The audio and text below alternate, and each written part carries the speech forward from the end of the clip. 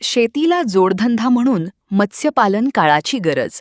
प्रगतशील शेतकरी कुटे यांच्याशी खास संवाद. आजच्या आधुनिक आणि वाढत्या महागाईच्या युगात केवळ पारंपरिक शेतीवर अवलंबून राहणे शेतकऱ्यांसाठी कठीण बनले आहे. बदलते हवामान, अवकाळी पाऊस, दुष्काळ आणि नैसर्गिक आपत्तीमुळे शेतकऱ्यांचे मोठ्या प्रमाणात नुकसान होत आहे. अशा परिस्थितीत शेतीला जोडधंदा म्हणून मत्स्यपालन हा उत्पन्नाचा प्रभावी आणि शाश्वत पर्याय ठरू शकतो. महाराष्ट्रातील अनेक भागांमध्ये शेततळ्यांमध्ये मत्स्यपालन करून शेतकरी अतिरिक्त उत्पन्न मिळवत आहेत. संशोधनानुसार मत्स्यपालन हे शेतीसोबत पूरक व्यवसाय म्हणून फायदेशीर ठरत असल्याचे दिसून आले आहे. याच पार्श्वभूमीवर कोपरगाव तालुक्यातील सोनारी येथील प्रगतशील शेतकरी कुटे यांनी मत्स्यपालन व्यवसाय यशस्वीपणे उभारला आहे. या व्यवसायाची सुरुवात कशी केली, कोणत्या माशांच्या जातींची निवड केली, खर्च व नफा किती आहे, तसेच नव्या शेतकऱ्यांनी कोणती काळजी घ्यावी याविषयी आपण त्यांच्याशी सविस्तर संवाद साधणार आहोत. चला तर मग जाणून घेऊया प्रगतशील शेतकरी कुटे यांच्या यशस्वी मत्स्यपालन व्यवसायाचा प्रवास आणि इतर शेतकऱ्यांसाठी त्यातून मिळणाऱ्या प्रेरणादायी संधी. नमस्कार मित्रांनो, आज आपण कुटे साहेबांच्या या तळ्यावर आलेलो आहे. आजच्या आधुनिक युगामध्ये, महागाईच्या दुनियामध्ये शेतकऱ्यांना शेती करणे परवडत नाही. शेतीसाठी जोडधंदा असायला हवा. आजचा कॉम्प्युटर युग जाऊन AI ची दुनिया येत आहे. या AI च्या जगामध्ये सुद्धा शेतकऱ्यांना पारंपरिक शेती करून परवडत नाही. परंतु असेच सोनारी येथील प्रगतशील शेतकरी कुटे यांचे आपण अशाच एक प्रयोग बघण्यासाठी आलेलो आहे, जे आहे माशाचं तळ. यातून उत्पन्न कसं मिळतं याबाबत आपण त्यांच्याकडून जाणून घेणार आहोत. नमस्कार सर. नमस्ते. आपण जो तळ केलेलं आहे ते किती एकरचं तळ आहे ते? हे तळ जवळपास 2 एकराच्या आसपास तळ आहे ते. आणि ही संकल्पना आपल्याला कशी सुचली, हे तळ आपण करायला पाहिजे? स्वतः मी पुण्यामध्ये व्यवसाय करतो, पण शेतीची आवड असल्यामुळे शेतीबरोबरच शेतीला काहीतरी संलग्न व्यवसाय करावा आणि त्याच्यातून एक आनंद मिळावा या दृष्टिकोनातून एक मत्स्यपालन करावं अशी आयडिया माझ्या डोक्यामध्ये आली. आणि त्याचबरोबर काही मत्स्यपालन करणारे लोकही माझ्या संपर्कात होते, त्यांच्याकडनंही मला माहिती मिळाली आणि त्याच्यामुळं मी एक मत्स्यपालन करावं असा एक निर्णय त्या ठिकाणी घेतला. जो आपण जो व्यवसाय करतात आहे जोडधंदा शेतीसाठी, यातून उत्पन्न मिळतात का? यातून 100% उत्पन्न मिळतं, पण करणारा कसा आहे याच्यावरही बऱ्याच गोष्टी त्या ठिकाणी अवलंबून आहे. त्याचबरोबर तुम्ही कोणत्या जातीचं मत्स्यपालन करता, मत्स्य बीज घेता, ही पण गोष्ट खूप महत्वाची आहे. आज जगामध्ये ह्याच्यामध्ये फसवलं जातं. पण जे काही आता हे गंगुले साहेब आहे, हे आमच्या खूप जवळचे आहे. त्याच्यामुळे त्यांनी पण खूप फोर्स केला की तुम्ही करा, आम्ही तुमच्या पाठीमागे आहे, तुम्हाला काही अडचणी आल्या तर आम्ही मदत करू. आणि ते स्वतः तळ्यावरती येऊन त्यांनी त्या ठिकाणी माहिती दिली, मत्स्यबीज पुरवलं. जवळपास मी 850 किलो मत्स्यबीज याच्यामध्ये टाकलेलं आहे, पण साईज थोडीशी मोठी दिली होती त्यांनी. जवळपास आता 1 वर्ष झालं मला आणि जवळपास 1.5 किलोच्या वरती ही साईज गेलेली आहे माझी. निश्चितच शेतकऱ्यांसाठी मार्गदर्शक आहे शेततळे आणि शेतीतला उत्पन्नाला आपल्याला एक साधन म्हणून याच्याकडे बघायला हवं.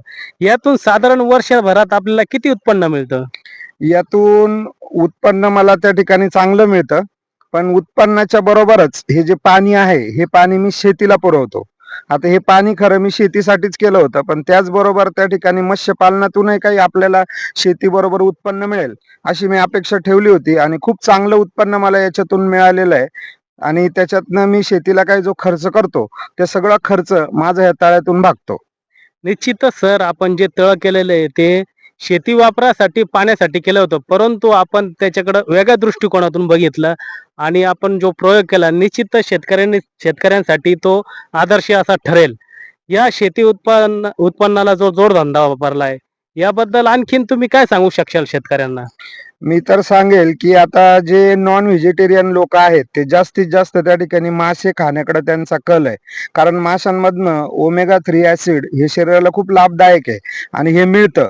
आणि हे पचनास पण त्या ठिकाणी चांगलं असल्यामुळे बरेच लोक मत्स्य खाण्याकडे त्या ठिकाणी वळलेले आहेत. मी तर आता असं ठरवतोय का अजूनही त्या ठिकाणी याच्यामध्ये तळ्याची साईज वाढून अजून चांगल्या पद्धतीनं टेक्नॉलॉजी वापरून आपल्याला कसं करता येईल हे मी खरं प्रायमरी बेसिसवरती केलं होतं. थोडंसं त्याच्यातनं आपल्याला काहीतरी नॉलेज मिळावं या दृष्टिकोनातून मी हे तळं खरं केलं. पण ऍक्च्युली आता मी हे टेक्निकल बेसिसवरती सगळे टेक्निकल आस्पेक्ट वापरून या ठिकाणी मी पुढचं नियोजन करणार आहे.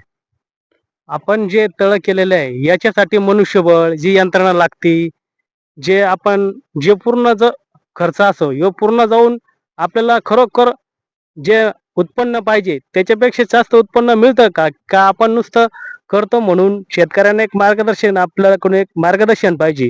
अनेक लोक शेततळ करतात, काहींचे फेल गेले असं पण आहे. त्यामुळे खरोखर शेती तळातून मासे उत्पन्न करण्यासाठी खरोखर किती प्रयत्न करायला पाहिजे? पहिली गोष्ट म्हणजे त्याचं जे बीज आहे ते बीज खूप महत्वाचं आहे. आणि बीज जर व्यवस्थित मिळालं तर त्याच्यानंतर पुढची जी काळजी घेणं आहे ते म्हणजे त्याला खाद्य. खाद्य ही फार महत्वाची गोष्ट आहे, कारण त्याची साईज आणि त्याच्या ज्या सगळ्या गोष्टी आहे त्या सगळ्या खाद्यावर अवलंबून आहे. त्याच्यामुळे खाद्य हे रेग्युलरली टाकलं गेलं पाहिजे. बाकीचा दुसरा याला काही खर्च नाही. फक्त त्याचं संगोपन करताना कुठं दुर्लक्ष होता कामा नये. आपलं त्या ठिकाणी थोडंसं बारीक लक्ष त्या गोष्टींवरती पाहिजे. काही मासे त्या ठिकाणी तरंगतायत का, काही मृतावस्थेत आहे का, या सगळ्या गोष्टी त्या ठिकाणी निरीक्षण केलं पाहिजे.